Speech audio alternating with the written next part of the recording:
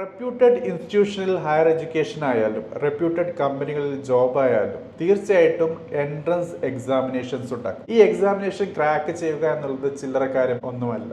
എക്സാമിനേഷന് prepare ചെയ്യുന്ന coaching സെന്റേഴ്സും ഉണ്ടാകാറുണ്ട്. ഇവരുടെ അഡ്വർടൈസ്മെന്റ് ശ്രദ്ധിച്ചാൽ ചില കോമൺ എലമെന്റ്സ് കാണാൻ പറ്റും. അവരുടെ ക്ലെയിമാണ് 100% സക്സസ് റേറ്റ്, ജയിച്ച കുട്ടികളുടെ ഫോട്ടോസും.